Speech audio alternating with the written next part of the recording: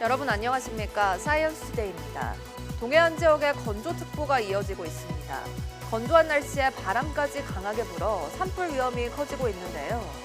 동해안뿐 아니라 추운 날씨에 난방용품 사용도 늘면서 곳곳에서 화재 위험이 커지는 만큼 화재 예방으로 안전한 겨울 보내야겠습니다. 오늘의 주요 뉴스입니다.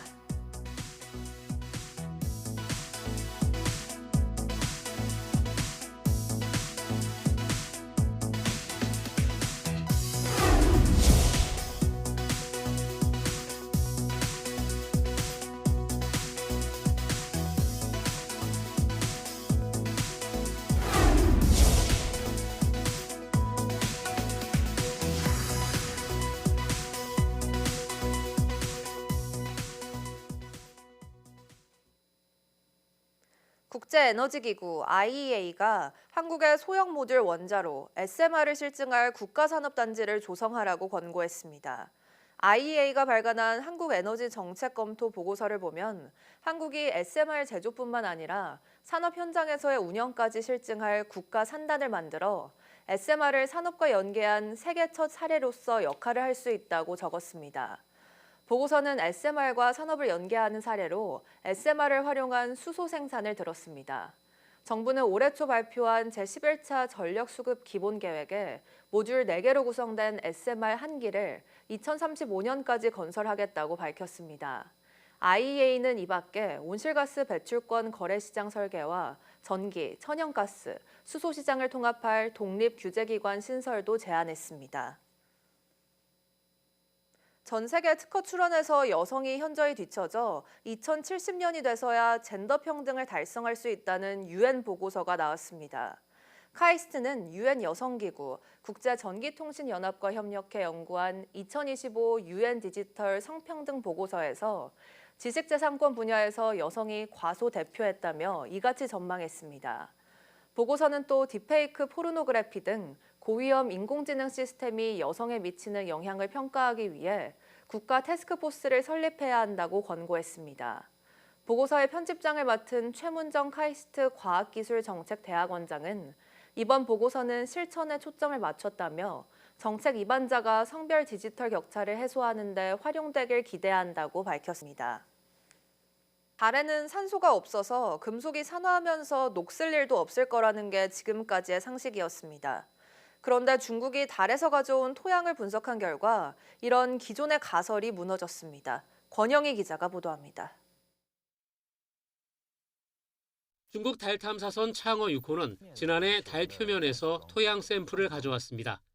최근 연구 결과 헤마타이트와 마그헤마이트라는 녹슨 철 산화물이 미세하게 확인됐습니다.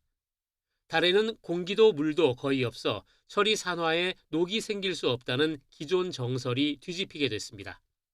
연구팀은 과거 거대한 운석 충돌을 원인으로 지목했습니다. 충돌 순간 발생한 엄청난 고열이 달 내부 광물에서 산소를 순간적으로 방출했다고 분석합니다. 那么这一发现是非常重要的，可以说是揭开了我们人类认识月球氧化作用研究的新的一页。 달 내부는 철 산화가 훨씬 더 어려울 만큼 극도로 건조합니다. 토양 샘플을 분석한 또 다른 연구에선 운석 충돌이 있었을 것으로 추정되는 달 뒷면 멘틀 수분이 역대 최저로 나타났습니다. 달의 극한 건조한 환경에서 산소 발생이 지속적으로 일어날 수 없다는 걸 보여줍니다. 我们目前测出来，就是嫦娥6号玄武岩的月幔的圆区的话，大概小于2个微克每克。我们目前呢，在月球正面得出来的结果大概是7.5微克每克左右，就是说，相对月球背面的月幔比正面的月幔的水含量还更低。 이 때문에 녹슨철은 그 건조한 곳에서도 운석 충돌의 순간적 고열이 산소를 방출할 수 있다는 걸 보여준 결정적 증거입니다. 이번 발견은 달에서도 산소가 생기는 순간이 있다는 새로운 명제를 강력히 제시합니다. 또 달 연구에 중요한 과학적 근거를 제공하며 달의 진화에 대한 이해를 높이고 있습니다. YTN 권영입니다. 해조류를 복원하기 위한 바다숲 사업이 수십 년째 이어지고 있지만 정작 해조류는 자라지 않고 시설만 망가지는 일이 반복되고 있습니다. 그런데도 최근 조성된 바다숲 10곳 중 9곳은 여전히 같은 방식이 적용돼 예산 낭비 논란이 커지고 있습니다. 송세혁 기자가 취재했습니다. 강원도 양양군 앞바다입니다. 한국수산자원공단이 4년 전부터 12억 원 넘게 들여 바다숲을 조성한 구역이지만 해조류는 거의 보이지 않습니다. 바위에는 녹슨 철 구조물이 박혀 있고 끊어진 밧줄에는 해조류 잔해만 남아 있습니다. 어민들은 바다숲 조성 시설이 설치된 지 불과 몇 달 만에 망가졌다고 말합니다. 이 빠른 시일 내에 빨리 망가지고 배들 항로도 그 부리물이 떠가지고 막고 이러니까 굉장히 안 좋게 보지요. 유실된 시설은 해조류를 붙인 밧줄을 바닷속에 펼쳐 고정하는 수중 저연승 방식입니다. 지난 4월 강릉 앞바다에서도 비슷한 피해가 발생했습니다. 파도와 조류에 취약해 유실이 반복되는 겁니다. 그런데도 최근 10년간 3,200억 원을 투입한 바다숲 197곳 가운데 약 90%는 관행처럼 같은 방식이 쓰였습니다. 새 기술이 나왔지만 비용 부담과 효과 검증 부족 등을 이유로 도입은 더딥니다. 부실되고 있는데도 이게 반복적으로 한다는 것은 그건 좀 문제가 분명히 있습니다. 그래서 새로운 기법을 도전하지 않으면 바다숲하고 블루카본의 미래는 없다고 볼 수 있습니다. 이 사업에 대한 책임 구조도 허술합니다. 하자 보수 기간이 최대 6개월에 불과해 이후 보수와 관리는 또다시 공단이나 지자체 예산으로 처리됩니다. 공단은 바다숲 사업 대부분은 해조류 조성 효과가 확인됐지만 일부 미흡한 사례가 있다며 신기술 도입 확대를 검토하겠다고 밝혔습니다. YTN 송세혁입니다. 미국 하와이 빅 아일랜드의 킬라우에아 화산이 다시 분화를 시작했습니다. AP통신은 현지 시간 6일 킬라우에아 화산의 용암 분출로 밤하늘이 붉게 물들고 있지만 분화 지역은 하와이 화산 국립공원 내부에 머물고 있다고 전했습니다. 미국 지질조사국은 지진 활동과 용암 흐름을 면밀히 관측하고 있으며 아직 인근 거주 지역에 피해 우려는 없는 것으로 전해졌습니다. 킬라우에아 화산은 지난해 연말부터 간헐적 분화를 계속해서 이어오고 있습니다. 세계에서 가장 활발한 활화산 중 하나인 킬라우에아 화산은 지난 2018년 대규모 분출로 주택 700여 채를 파괴하기도 했습니다.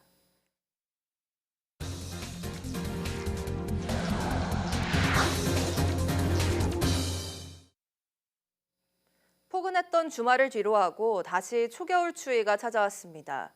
오늘 서울은 한낮에도 6도에 그치면서 어제보다 7도 이상 낮겠습니다.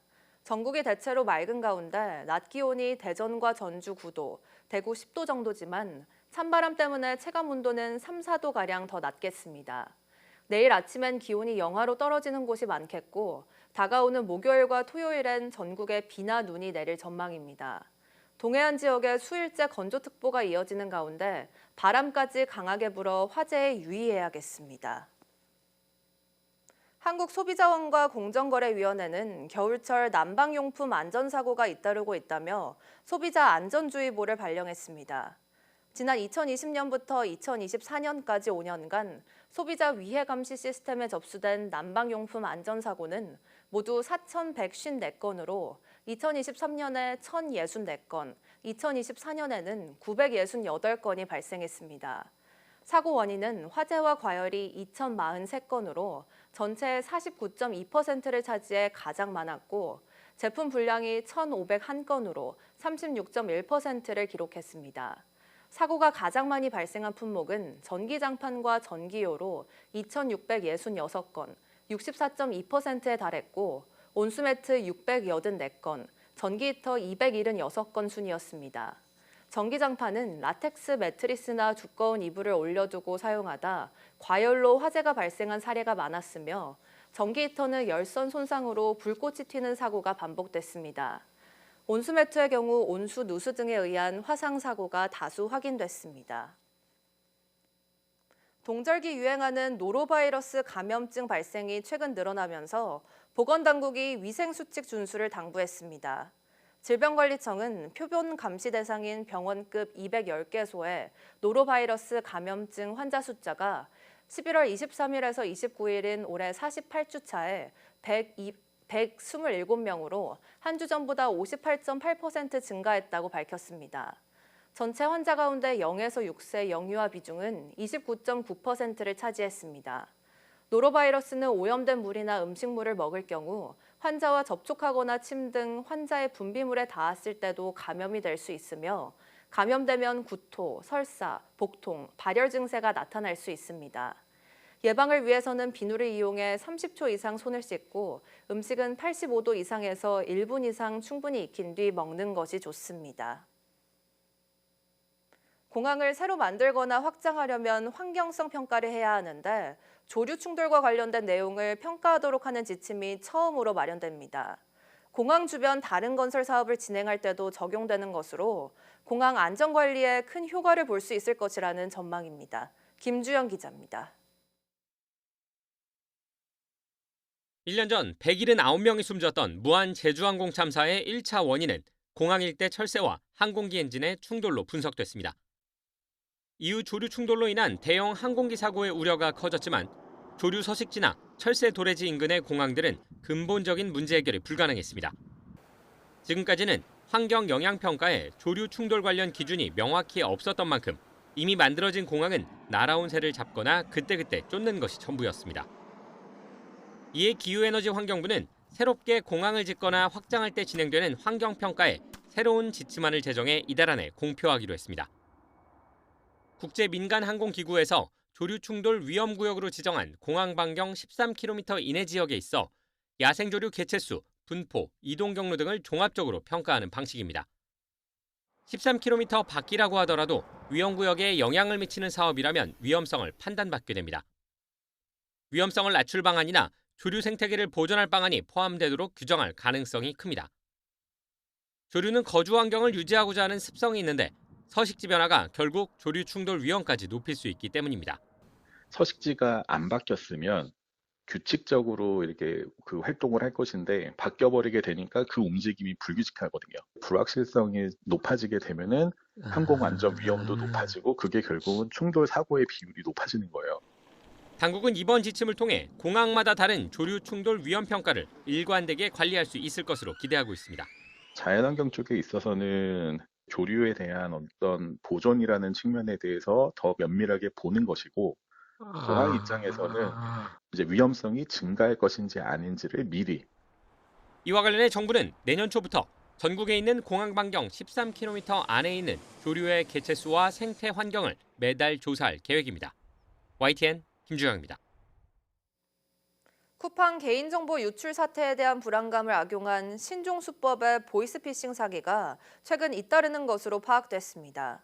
쿠팡에서 유출된 신상 정보로 신용카드가 무단 발급된 것으로 보인다고 속이는 방식이 대표적인데요. 경찰도 주의를 당부했습니다. 정영수 기자의 보도입니다. 우체국 집배원이라며 전화를 걸어온 남성이 새로 발급된 신용카드를 배송해주겠다고 말합니다. 카드 배를 신청하시고 제가 배송해드린 건데요. 회 신청하신 게 아니십니까? 카드를 신청한 기억이 없다며 의아해하자 최근 개인정보 유출 사태로 문제가 생긴 것 같다며 사고 예방센터 전화번호를 알려줍니다. 개인정보 유출로 인해가지고 문제가 워낙에 많이 발생되시다 보니까 당초에 사고 예방센터라고 전화번호가 있거든요. 알려준 번호 외에 우체국에도 직접 확인 전화를 해보니 보이스피싱 시도로 보인다는 설명을 들었습니다. 쿠팡 유출되고 나서부터 그런 전화를 받아갖고 제가 깜빡 넘어갈 뻔했습니다. 요새 그런 전화가 많이 문의가 온대요. 경찰청은 쿠팡에서 개인정보가 대규모로 유출된 뒤 이렇게 시민들의 불안감을 악용한 피싱 사기 사례가 잇따라 접수되고 있다고 밝혔습니다. 쿠팡에서 흘러나온 개인정보로 신용카드가 무단 발급된 것으로 보인다며 가짜 고객센터 전화번호를 알려주고는 휴대전화에 원격 제어 앱을 깔게 해서 정보를 빼내는 방식이라는 게 경찰 설명입니다. 경찰은 그 밖에도 다양한 신종수법의 사기가 이어지고 있다고 밝혔는데 쿠팡 유출 사태 이후 각종 피싱 문자를 받는 시민들로선 불안할 수밖에 없습니다. 다운은 안 받고 이제 삭제를 시켰거든요. 그 사건 이후로 이런 문자가 오니까 좀 찝찝했어. 경찰은 쿠팡 개인정보 유출로 직접적으로 2차 피해가 생긴 사례는 아직 확인되지 않았다고 밝혔습니다. 다만 새로운 사기 수법에 의한 피해가 생길 수 있는 만큼 사기가 의심되는 경우엔 바로 신고해달라고 당부했습니다. YTN 정영수입니다. 업비트 해킹 시도 54분 만에 코인 1,000억 개가 넘게 외부 전송된 것으로 나타났습니다.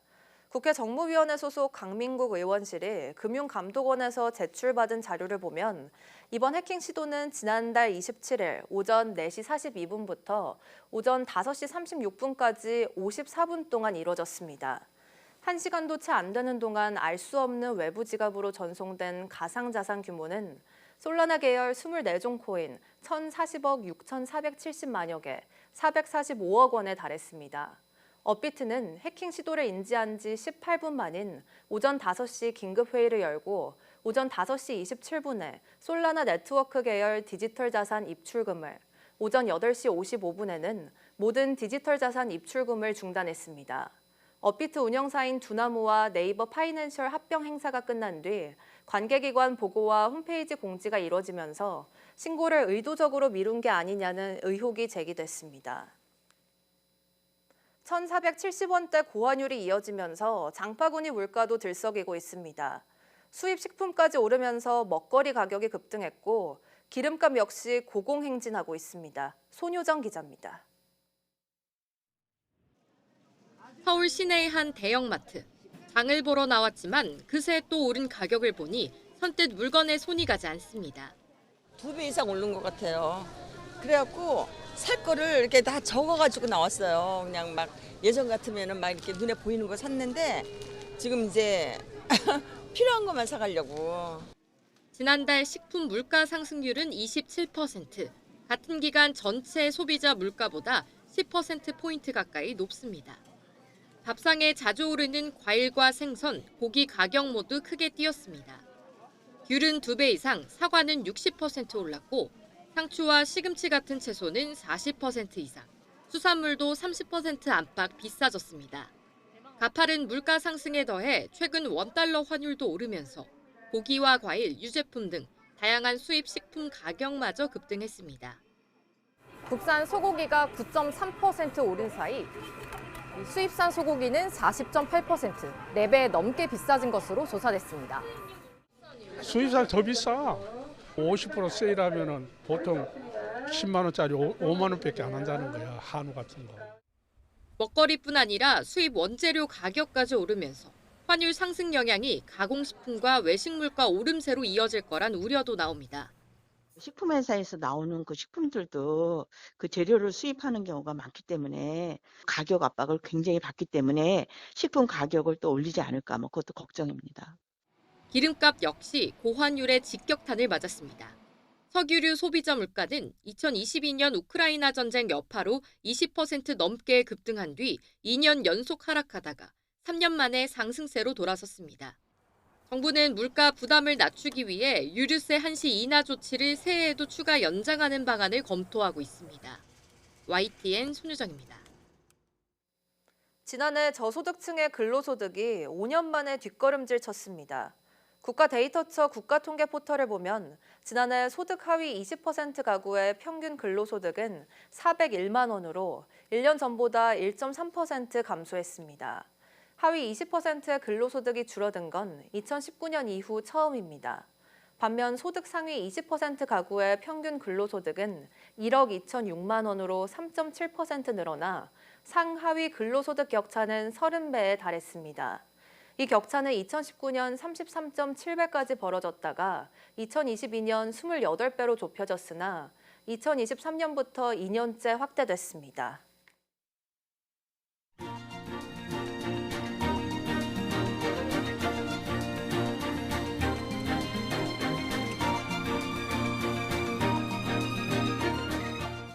(12월 8일) 오전 사이언스 투데이 마칩니다. 오후 뉴스도 많은 시청 바랍니다. 시청해주신 여러분 고맙습니다.